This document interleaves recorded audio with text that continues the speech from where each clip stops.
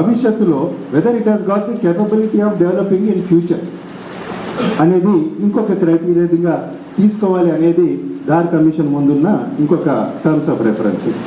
ఫైనల్గా అత్యధిక ప్రజల ఆమోదం, majority of the people what they are thinking, whether they want it they don't want it. You may invoke different criteria, but ultimately in a democratic polity what you need is ultimately people's acceptance. అది కూడా ఉండాలి అనేది. It was a very challenging task before Dhar commission. ఎందుకంటే ఇన్ని 5 క్రైటీరియాని satisfy చేసి ఒక model, ఒక recommendation ఇవ్వడం అనేది it's a major task, very very challenging task. కాబట్టి వీటిని దృష్టిలో పెట్టుకొని చూసినట్టయితే మనం ఈ టర్మ్స్ ఆఫ్ రెఫరెన్స్ కూడా చూసినట్టయితే ఇక్కడ ఎక్కడ కూడా భాష అనేది మనకు కనపడలేదు. Please remember this. కాబట్టి కాంగ్రెస్ యొక్క విధానంలోనే ఆనాడున్న ఛాలెంజెస్లో వాళ్లకు ఇది తప్పనిసరిగా భాష నిజంగా ఒక ప్రాతిపదిక కాదేమో, ఒక సౌండ్ అండ్ రేషనల్ బేసిస్ కాదేమో అనే ఒక ఆలోచనలో వాళ్ళు అప్పటికే పడ్డారు. కాబట్టి మనం ఇక్కడ గమనించాల్సింది ఏమిటంటే in spite of all this why it had led to integration based solely on the ground that Andhra and Telangana people speak same Telugu language. ఇదన్నమాట. కాబట్టి దానికి ఇంకా బ్యాక్గ్రౌండ్లోకి వెళ్ళాలంటే 1948లో మళ్ళీ ఇది ఇట్లా ఉండగానే జైపూర్ కాంగ్రెస్ సెషన్లో Nehru had agreed, the Congress session had agreed to constitute another committee called JVP committee. That is Jawaharlal Nehru, Vallabhbhai Patel and Pattabhi Sitaramayya. ఈ ముగ్గురు కమిటీ కలిపి జేవీపీ కమిటీ అంటారు. ఆ జేవీపీ కమిటీలో కూడా టర్మ్స్ ఆఫ్ రెఫరెన్స్ మనం చూసినట్టయితే భాషా సంస్కృతులు వన్ ఆఫ్ ది ఆస్పెక్ట్సే కానీ that should not be the sole criterion అన్నారు. భాషా సంస్కృతులను మీరు పరిగణలోకి తీసుకోండి, కానీ that should not be the sole basis for making a recommendation to reorganise the entire country. That was the mandate before the JVP commission. అయితే వాళ్ళు ఒక కేవియట్ లాగా, అంటే ఒక హెచ్చరిక లాగా ఏమి ఇచ్చారంటే however where overwhelming demand is there for creating a particular state based on language alone, it could be considered అన్నారు. It could be considered, but certainly that was not the sole criteria. So now you can see committee after committee, how there is a marked departure in the very policy approach of the Congress itself. Then అది 1948లో అది అయిపోయిన తర్వాత కూడా then అప్పటికే ఈ మద్రాస్లో ఉన్న ఆంధ్ర వాళ్ళు ఎవరైతే ఉన్నారో, మన ఆంధ్ర లెజిస్లేటర్స్, అప్పటికే దే somehow started feeling ఒక రకమైన స్టైఫ్లింగ్ అట్మాస్ఫియర్ దే కుడ్ సెన్స్. మనకు కావాల్సిన ప్రాతినిధ్యం దొరకట్లేదనో, మన మాట ఎవడు వినట్లేదనో, మనం వివక్షకు గురవుతున్నామనో అప్పటికే వాళ్ళకు కూడా ఆ సెన్స్ ఆఫ్ డిస్క్రిమినేషన్ అనేది వాళ్ళలో వచ్చేసింది. Slowly they started asking for but initially to start with raising certain demands and all that. తర్వాత కాలంలో లేదు తెలుగు మేమందరము ఈ ఒక ప్రత్యేక రాష్ట్రంగానే ఉండాలి, కాబట్టి మేము మద్రాసు నుంచి విడిపోతాం, మేము ఒక రాష్ట్రంగా ఏర్పడతామనేది ఒక డిమాండ్ స్టార్ట్ అయింది. ఆ డిమాండ్ ఆ విధంగా కల్మినేట్ అయ్యి 1953లో మరి ఆంధ్ర ఫార్మేషన్ కూడా అది దారితీసింది. కానీ అక్కడ ఆంధ్ర అది స్టేట్ ఫార్మేషన్ అయినప్పటికీ కూడా I think hardly it lasted for some 13 months or so. There were a lot of internal rumblings and politicking and all that. The government fell up. Akkade oka hardly it lasted for some 13 months or so. అయితే ఇది ఇట్లా ఉండగానే there were also demands. ఎందుకంటే అప్పటికే మరి Andhra 1953లో form అయింది కాబట్టి there were also demands from other regions in the country for formation of reorganization of states. And ఇక్కడ మనం గమనించాల్సిన అంశం ఏంటంటే ఆంధ్రప్రదేశ్ ఫార్మేషన్ అంటే Andhra formation itself has in a way become an experiment to try this experiment called reorganisation of states on the basis of language. ఒకటి first letter start with Andhra అని ఒకటి start చేసి మద్రాస్ నుంచి విడగొట్టి స్టార్ట్ చేసిన తర్వాత ఆంధ్ర ఫార్మేషన్ తర్వాత లెటర్ సీ ది రియాక్షన్ అనే విధంగా వెయిట్ అండ్ వాచ్ అనే ధోరణిలో the rulers were waiting to see how it would unfold itself. Then there were lots of demands from various other regions based on language. Okay, let there be Utkal Pradesh, let there be some other state like that. But then as a result, since there were more and more demands for reorganization based on language, again, మన దేశంలో ఏంటి ఒక సమస్యని solve చేయాలంటే మొదలు committee వేసేసేయాలి. It will take its own sweet time. మన తెలంగాణ విషయంలో కూడా అట్లాగే జరిగింది కదా. శ్రీకృష్ణ కమిటీ అంటే ఒక కమిటీ వేసిండు, వాడు వచ్చిండు మంచిగా తప్పి చేసిపోయిండు. At the cost of some 33 crores were spent for no good reason. Okay. Okay. I stand corrected. So, ఏదైనా ఒక సమస్య ఉంటే మనం రాజకీయంగా మనం పరిణతి చూపించకుండా వాటిని పోస్ట్పోన్ చేయడంలో మనం ఆరితేరినాం అనమాట. అది వెనకటి నుంచి వస్తూనే ఉన్నది. So since there are more and more demands for more states, again one more commission, as the famous well-known commission called the Fazl Ali Commission was constituted in 1953. Again, you will appreciate that the terms of reference before Fazl Ali Commission were also whether states could be reorganized on the basis of language or not. It was not the criteria. Please remember that.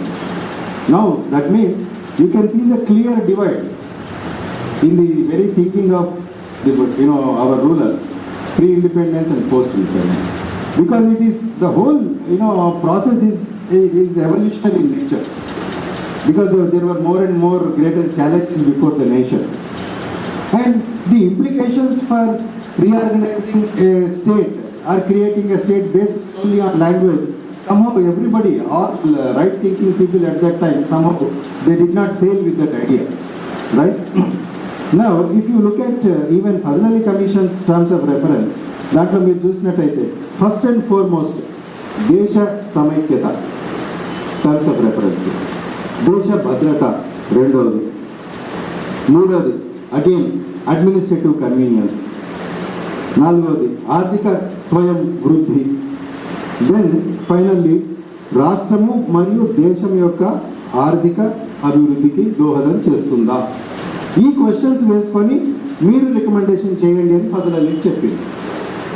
ఈ questions వేసుకొని అంటే ఏంటి, whether it will hamper or harm the nation's security and integrity, and భాషా సంస్కృతి అనేది it has taken the third place in the criteria, in the order of criteria it has taken the third place. కాబట్టి what we should all now realize is that the entire కంట్రీలో ఉన్న రాష్ట్రాల ఏర్పాటు అనేది కేవలం భాష ప్రాతిపదిక మీదనే మన రాష్ట్రాల పునర్వ్యవస్థీకరణ జరిగింది అనేది అది ఒక నేను అనుకోవడము చారిత్రక అసత్యం, హిస్టారికల్ ఫ్యాలసీ.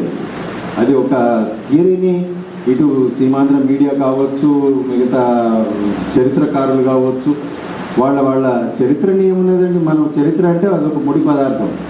ఆయా కాలాన్ని బట్టి కాలాన్ని యొక్క ఉన్న అవసరాలను బట్టి మనం ఆ ముడి పదార్థాన్ని ఎట్లంకట్లా ఉపయోగించుకుంటాం. కావాలంటే పూరీలు చేసుకుంటాం, కావాలంటే రొట్టెలు చేసుకుంటాం, ఎట్లా నాన్ రోటీ చేసుకుంటాం, ఎట్లంటే అట్లా చేసుకోవచ్చు.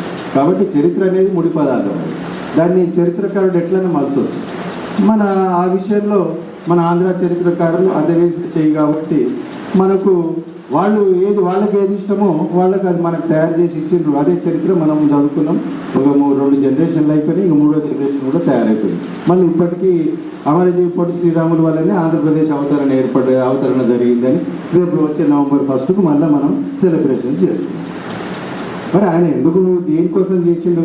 అప్పటికే ఆంధ్ర స్టేట్ ఫార్మేషన్కి Nehru has given green signal. Andhra formation was both accomplished, అప్పటికే అయిపోయింది. అయినప్పటికీ ఆయనను కూర్చోబెట్టిండ్రు నిరాహార దీక్షల. ఎందుకు అని అంటే ఇవాళ హైదరాబాద్ కోసం ఆంధ్రోళ్ళు ఎట్లా అడుగుతుండ్రో ఆ రోజు మద్రాస్ కోసం ఆంధ్రోళ్ళు అడిగిండ్రు. మద్రాసు కావాలి. ఎందుకంటే మేము కూడా ఇన్ని రోజులు మద్రాసులో ఉన్నాం, మద్రాసు యొక్క డెవలప్మెంట్కి మేము కూడా కంట్రిబ్యూట్ చేసినాము, మా వల్లనే ఇక్కడ ఉన్నాయి. ఇప్పుడు మనోళ్ళకి అంటున్నాడు, మేము వచ్చినప్పుడు తొండలు కూడా గుడ్లు పెట్టకుంటుండే, ఇప్పుడు చూడు బ్రహ్మాండంగా అద్దాల మేడలైన అని ఏవైతే ఆర్గ్యుమెంట్ చేస్తుండ్రో, ఈ ఆంధ్రలో ఆ రోజు మద్రాసు గురించి కూడా అట్లనే అన్నారు. మేము వచ్చే డెవలప్ చేసినాం, టీ నగరు అవి ఇవి కాంప్లెక్స్లు కట్టినాం, మా వల్లనే చెన్నై డెవలప్ అయిందని ఆ రోజు కూడా అన్నారు. That has been their wont, అది వాళ్ళ దాంట్లోనే ఉన్నది, అది బ్లడ్లోనే ఉన్నది అది. కాబట్టి ఆయనను కూర్చోబెట్టింది బలవంతంగా. కూర్చోబెట్టినాక Andhra state formation was already announced by Nehru, there was nothing more left. But because of their intransigence over Madras town, the city, then inevitably somebody has to take up this challenge. వాడు కూర్చున్నాడు పాపం. కూర్చున్నాక ఆయన ఇక ఈ చుట్టూ నాయకుల ఒత్తిడితోటి ఈ వాంటెడ్ టు యాక్చువల్లీ విరమణ చేయాలనుకున్నాడు, కానీ చేయనీయలేక మరి అప్పట్లో బహుశా ఇంత టెక్నిక్స్ కూడా లేవు, ఇన్ని రోజులు ప్రహార దీక్ష చేసే టెక్నిక్లు లేవు కాబట్టి ఆయన మరి టపా కట్టేసింది. కాబట్టి మనం ఇక్కడ గమనించాల్సింది ఏమిటంటే హిస్టరీలో క్లియర్గా ఒక డిపార్చర్ అనేది మనం చూడాలి. కాంగ్రెస్ వైఖరిలోనే ఒక డిపార్చర్, అది చాలా ఇంపార్టెంట్. కాబట్టి ఇవాళ చరిత్ర తెలవని మన కాంగ్రెస్ నాయకులు, మన రాజకీయ నాయకులు అందరికీ ఒక చారిత్రక అసత్యం వాళ్ళ మెదడులోకి చాలా సక్సెస్ఫుల్గా మన చరిత్రకారులు ఎక్కించి పెట్టింది. ఏందయ్యా అంటే దేశాన్ని భాషా ప్రాతిపదిక మీద పునర్వ్యవస్థీకరణ జరిగింది అనేది ఒక చారిత్రకమైన అసత్యాన్ని మన మెదళ్లలో నింపి పెట్టిండ్రు. అది 2 తరాలుగా నింపి పెట్టిండ్రు. పాపం అసలు ఈ తరం పొలిటీషియన్స్కి అయితే అసలు చరిత్ర కూడా తెలియదు చాలామంది. ఎందుకంటే పాపం ఏదో కాంట్రాక్ట్లు చేసుకొని 4 పైసలు రాగానే ఒక టికెట్ కొనుక్కొని 20 పైసలు ఖర్చు పెట్టి గెలుస్తుంది. వాడు చరిత్ర ఎన్నడూ చదవాలి. కాబట్టి మీడియాలలో వచ్చే చర్చలో లేకుంటే న్యూస్ పేపర్లో వచ్చిందే చరిత్ర, న్యూస్ పేపర్లో వచ్చిందే విజ్ఞానం అనుకొని పాపం అదే భ్రమలో బతుకుతున్నారు. ఇక వాళ్ళకి మరి ఇట్లాంటి సభల కన్నా వాళ్ళని బలవంతంగా వేద్ కుమార్ లాంటి వాళ్ళు పిలిచి కొంచెం కూర్చోబెడితే కొంచెం ఒక ప్రాసెస్ ఆఫ్ లెర్నింగ్ అనేదల్లా జరుగుతుంది. కాబట్టి మీరు కొంత చొరవ తీసుకొని బాయ్సాబ్ నెక్స్ట్ టైం నుంచి మన జనరేషన్ కొద్దిగా పొలిటీషియన్స్ను కూడా కొంచెం పిలిస్తే వాళ్ళు కొంచెం బయట మాట్లాడుతున్నందుకు కూడా ఏదైనా ఒక 2 పాయింట్లు దొరుకుతాయి వాళ్ళకు కూడా. లేకుంటే మైకు పట్టుకొని ఇదే భాషా ప్రాతిపదిక మీద జరిగింది, ఆంధ్రప్రదేశ్ ఆల్ఫాబెటికల్ ప్రకారంగా మనం నెంబర్ 1 ఇట్లా అని ఇవే చారిత్రక అసత్యాలని వల్లిస్తూ ఉంటారు. కాబట్టి మిత్రులారా, నేను మీకు అందరికి మనం చేసేది ఏమిటంటే ఇన్ఎవిటబులా అని ఈనాటి చర్చలో మన ముందున్న ప్రశ్నకి మనం చాలా నిర్ద్వందంగా ఎంఫాటిక్గా చెప్పుకోవాల్సిన ఒకటే సమాధానం ఏమిటంటే it was not inevitable, because the very criterion for reorganisation of states had undergone a sea change. Language was not at all the basis for before the any committee. For instance, I have given you 3 committees. Dhar committee I have mentioned, JVP committee I have mentioned.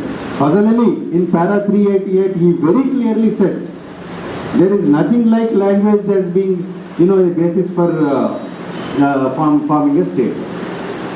It is very clear. కాబట్టి ఈ clear డిపార్చర్ని మనం అంతా పక్కన పెట్టేసి ఏదో అది that Andhra state formation was also on an experimental basis. Please remember it was an experimental basis.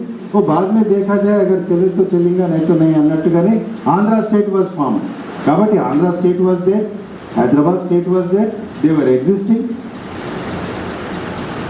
కాబట్టి ఈ విలీనం అనేది ఎందుకు జరిగింది అనేది వచ్చినట్టయితే అనివార్యమా అని అంటే ఇదంతా చరిత్రక సత్యాలు. అనివార్యత ఎట్లా ఏర్పడింది అని అంటే ఒక లాజిక్ వల్ల కానీ ఒక రీజనింగ్ వల్ల కానీ ఆ అనివార్యత ఏర్పడలేదు.